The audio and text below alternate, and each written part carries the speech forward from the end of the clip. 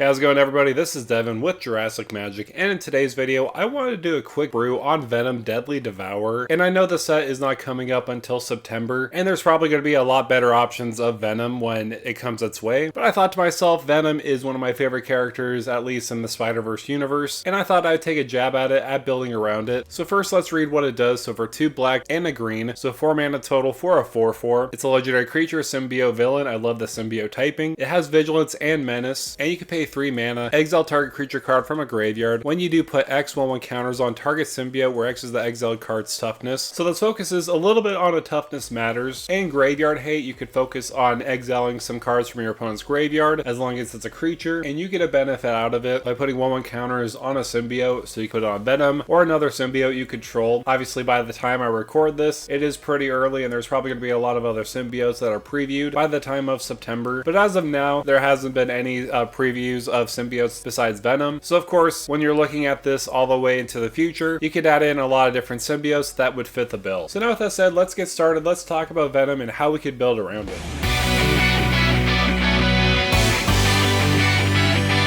So in this first part of the video, I want to discuss self-mill options. There are a ton of options, of course, in Golgari color combination. Usually when I run a graveyard strategy, I typically focus on Ripple's Own Death. This is a great option because we can mill 3 cards up pre-combat main phase. On top of that, we can get some sort of card advantage by paying 3 life and 1 mana and putting one of those cards into our hand. So that's pretty decent. I also love Palantir of Orthonc. A lot of people know that I've been talking about this card a lot, honestly, and for good reason, because it either could give us card advantage or make us mill and deal a lot of damage to our opponents depending on what kind of cards we mill. Another option I find very fitting is World Shaper, and you could also include Aftermath Analyst. They essentially do the same thing. World Shaper, whenever it attacks, you may mill 3 cards, and when it does die, return all lands from your graveyard to the battlefield tab. Aftermath Analyst is a little cheaper. However, when it enters the battlefield, you mill 3 cards, and you could sacrifice it for 4 mana and return all lands from your graveyard to the battlefield tab, so very similar to World Shaper. But I like this because, of course, it has that 3 toughness. That is perfect with our commander, just in case if there's only 1 card in our graveyard, and that's Aftermath Analyst. We could exile it and put 3/1/1 counters on Venom or another symbiote we control. And not only that, Venom's ability is an activated ability by paying 3 mana. We want as much mana as we can, so that way we could just activate that ability as much as we want to possibly one-shot one person. Something to consider with our commander, it can exile any creature card from a graveyard, so our opponent's graveyard or our own graveyard. We don't just want to rely on self-mill on ourselves, even though that's probably the best way of getting big giant scary threats to exile and build up Venom that way. So the first card I immediately thought of was Breach the Multiverse, because each player mills 10 cards. So in total, 40 cards are going into the graveyard. There's a lot of cards to exile that way, with Venom specifically. But not only that, for each player, choose a creature or planeswalker card in that player's graveyard. Put those cards onto the battlefield under your control. Then each creature you control becomes a Phyrexian in addition to its other types. So sometimes there's a lot of creatures that go into the graveyard that have really good effects that you may want to keep on the battlefield instead of exiling with Venom. Breach the Multiverse will give you that option. And plus, if there's other options that got into the graveyard, you could just exile them with Venom. It's kind of funny with this deck. It looks like you're going into a Reanimator theme, and you could definitely go for that, but obviously Venom focuses on exiling cards from graveyards, so this could really host somebody else's Reanimator theme, all the while benefiting yours, because you don't have to choose a card that could help you out. You could also run in some Reanimate effects, so that way if there's a specific card in your graveyard, you could just throw it onto the battlefield with a reanimation effect, instead of exiling it with Venom. So either way, I think Venom is going to be very good in that instance. Going back into the mill theme, Sir Conrad the Grim is an excellent choice. Whenever another creature dies, or a creature card is put into a graveyard from anywhere other than the battlefield, or a creature leaves your graveyard, Sir Conrad deals 1 damage to each opponent, and he does have an activated ability by paying 1 and a black. Each player mills a card. Since we are in Golgari color combination, it's going to be really easy to get a lot of mana on the battlefield. We could just repeatedly use that last activated ability by making each player mill a lot of cards. And not only that, Sir Conrad is going to trigger a lot more than you realize, because of course we're milling cards into the graveyard. That's going to trigger him. Also notice, whenever a creature card leaves your graveyard, Sir Conrad will deal 1 damage to each opponent, so whenever we exile a card from our graveyard like a creature with Venom's ability, we get to deal 1 damage. Little by little, we'll just drain our opponent's life total with Sir Conrad, and I'm all for it. So obviously Golgari is known for a graveyard strategy, but it's also known for 1/1 counter strategies, and that's what I'm going to be diving into next, mainly because we are putting a lot of 1/1 counters on Venom or another symbiote we control. We want to take advantage of those to the fullest. If we want to ramp a little bit further when we connect with Venom or another symbiote we control, use Kodama the West Tree. It's excellent because modified creatures you control have trample, and whenever a modified creature you control deals combat damage to a player, you search your library for a basic land and put it onto the battlefield tapped. So this is perfect for the deck. We have that way of getting lands on the battlefield, so that way we could activate our commander's ability more than once each turn. Another way we could benefit off of the 1/1 counter strategy is by drawing a ton of cards off of its power, because Venom is going to get huge each time he exiles a creature card from a graveyard. So cards like Rishikar's Expertise and Return of the Wild Speaker are both excellent. Draw cards equal to the greatest power among non-human creatures you control with Return of the Wild Speaker, and the same can be applied for Rishikar's Expertise. You also get that added bonus. You may cast a card with converted mana cost 5 or less from your hand without paying its mana cost. But I would say the best option out of the rest is Last March of the Ents. Even though it does cost a little bit more mana, this spell can't be countered, so no blue is going to interrupt your game plan. Draw cards equal to the greatest toughness among creatures you control, then put any number of creature cards from your hand onto the battlefield. So we are playing a Toughness Matters, because of course with Venom we want to exile Toughness Matters creatures, and depending on the scenario we're going to draw a ton of cards depending on how huge one of our creatures are, and then we could put any number of creature cards from our hand onto the battlefield. This is quite insane. This is honestly a game finisher in any deck that focuses on big giant creatures, so this is obviously an easy auto include. Another great auto include would be Greater Good. You could also throw in Life's Legacy, but personally I like Greater Good a lot better because it's a repeatable effect. If we don't have any cards in our hand and we only have Venom on the battlefield and it's about to get removed, we can just sacrifice it, draw a bunch of cards, and then discard some cards into our graveyard, which could be perfect if we want to exile more cards with Venom on the battlefield again. So I talked a little bit about ramp and mostly card draw, but I wanted to go back into the 1/1 counter strategy. One card that could immediately make an impact on the battlefield would be Quilled Greatworm. Whenever a creature you control deals combat damage during your turn, you put that many 1/1 counters on it. So if Venom's like a 10/10, you swing in with it, it's going to get 10 +1/+1 counters on it. Another excellent choice would be Railway Brawler. I love this card so much. If you go on turn 4 or turn 3, depending on how much you ramp, you could plot it, and then on your next turn you could cast Railway Brawler, and then after that cast Venom. And of course with Railway Brawler's ability, whenever another creature enters the battlefield under your control, you put X 1/1 counters on it, where X is its power. So in that scenario, Venom will enter the battlefield as an 8/8, so that is pretty decent there. Also, you can increase the number of counters you put on your commander or other symbiotes you control. You could use a card like Ozlith the Shatter Spire, or even Hardened Scales. If one or more 1/1 counters would be put on a creature you control, that many +1/1 counters are put on it instead. The Ozlith Shattered Spire does have a little bit more utility, because you could put a 1/1 counter on a target artifact creature you control by paying into that tap ability, and also does have cycling if you don't need it later in the game. Also, at certain points, most likely your opponents are going to try to remove your commander, so why not use the original Ozlith? Whenever a creature you control leaves the battlefield, so whether it's exiled or goes to the graveyard off of a destroy spell, if it had counters on it, put those counters on the Ozlith. Then at the beginning of combat on your turn, you can move all those counters on a creature like Venom when you recast it, or otherwise onto another creature. Either way, this is an excellent card, just an insurance policy for ourselves. One Venom or another symbiote you control leaves the battlefield. There's also a lot of various means of doubling 1/1 counters you put on a creature. Corpse Jack Menace is one option. If one or more 1/1 counters would be put on a creature you control, twice that many 1/1 counters are put on instead. The same can be applied for Etheric Amplifier. It counts as a mana rock, but most importantly, you pay 4 and tap it, choose one, activate only as a sorcery. Double the number of each kind of counters on a target permanent. And the other ability we don't need to worry about so much unless we're on an energy theme. The first ability is really what we're after. So if Venom has like 4 1/1 counters on it, we could tap this and put an additional 4 1/1 counters on it, making him a 12/12. So before I go into some options as far as win cons, I did first want to talk about some big creatures you can put into the graveyard that specifically have high toughness. So there are some creatures that do have cycling that are perfect for the deck. Titanoth Rex, Void Beckoner, and Aganosaur Rex are all great options because you could cycle them away into the graveyard and give some sort of ability to your commander. For example, Titanoth Rex, when you cycle it away, you get to put a trample counter on your commander or another creature you control. Void Beckoner, you can put a death touch counter on a creature you control. And Aganosaur Rex is probably the best out of the bunch because whenever you cycle it, you put 2 1/1 counters on one creature or vehicle. It gains trample and indestructible until end of turn. This could be used as a protection spell if somebody tries to destroy Venom or another symbiote we control. Plus, not to mention the high toughness they do have with 11 toughness, 8 toughness, and another 8 toughness. You could get a lot of 1/1 counters on Venom after you cycle these, and if you're going into combat damage, it could be absolutely brutal. And that's the neat part about Venom. You could use it as a combat trick. You could activate Venom's ability at any time. It doesn't say activate as a sorcery. So let's just say you cycled away Aganosaur Rex, you give indestructible and trample to Venom along with 2 1/1 counters. Then immediately when you are in combat, if somebody doesn't decide to block it, you could pay 3 mana and exile that Aganosaur Rex, giving Venom Venom, 8 +1/+1 counters. So the more I talk about Venom, the more it sounds ridiculous. A lot of people have been talking crap about a lot of these Spider-Man spoilers that they don't seem very powerful, but Venom I do believe has a lot of powerful synergies. Other cards you could throw into the graveyard would be like Tree of Redemption or even Tree of Perdition. They each have 13 toughness. Of course, they do have the tap abilities of exchanging life totals of yourself or even your opponents depending on which one you're using, but most likely you're just wanting to put them into the graveyard so that you put 13 1/1 counters on Venom specifically. And again, there's a lot of other creatures that do have high toughness. I do have a deck list down below in the description if you do want to go check it out, but the one that I believe is going to be the best one for yourself is Lord of Extinction. Its power and toughness are each equal to the number of cards in all graveyards. So something to note about this card, it does check itself when it's in the graveyard too. So let's just say in total there are 10 cards in each opponent's graveyard and your own graveyard. This would be a 40/40 in the graveyard that you could exile with Venom and put potentially 40 1/1 counters on it. So that's just something to know about Lord of Extinction. It's a very good card. It could potentially one-shot somebody in the face. And having Venom being so huge, I wish we had some sort of red color identity in Venom specifically so that we could use fling cards, so that we could just fling Venom towards an opponent's face. But a man could dream. Hopefully another Venom card would have like a Jund color combination with some sort of ability similar to this version of Venom. So now that I've talked about some big creatures, now I want to focus on some win cons of the deck. And let me tell you, you could go a lot of different strategies. If you wanted to go into a Voltron strategy, putting a lot of equipment on Venom, you could easily do that. I also love the idea of using cards that make opponents mill a lot of cards. For example, Mind Crank. Whenever opponent loses life, that player mills that many cards. That seems extra brutal and works perfectly with our commander because we want to make our opponents mill a ton of cards. If we swing with Venom, let's just say it's like a 20-20, we get to make an opponent mill 20 cards. And also it's based off a lost life. So if somebody uses a fetch land, they will lose 1 life in the process and mill a card. I also like the idea of using Altar of Dementia. You could sacrifice a creature. Target player puts a number of cards equal to the sacrificed creature's power on top of their library into their graveyard. So that's pretty powerful too, very similar to Mind Crank, but you're sacrificing one of your own creatures. And what's pretty neat about this commander, the sky is the limit. I mentioned Voltron previously. Shadow Spear is an excellent choice for 1 mana. Your commander will get Trample on Lifelink. You'll gain a ton of life off of Venom swinging for combat damage. Commanders play because you're in Golgari color combination. You are protected from Jeskai color combination, and you'll get an additional +3/+3. You could use a couple different swords like Sword of Body and Mind and Sword of Truth and Justice. You can make an opponent mill 10 cards with Sword of Body and Mind, all the while putting more 1/1 counters on your commander with Sword of Truth and Justice. So again, there's a lot of different avenues as far as win cons go if you go into that Voltron strategy with Venom, or if you want to put other counters on some of your other symbiotes by exiling creature cards in your graveyard or your opponent's graveyard. Again, we haven't seen much symbiotes at all. It's only really been Venom that's been spoiled so far. So of course, if you're watching this video in the future and you're wondering why there isn't any other symbiotes in this deck, well, that's the reason, because I did this pretty early on because I'm very excited for Venom. But I would love to hear your thoughts. What are your thoughts down below in the comments? Do you plan on building Venom yourself? What other cards would you suggest in this deck? Also, if you can, make sure to like, share, and subscribe to the channel. And with that out of the way, thank you for stopping by.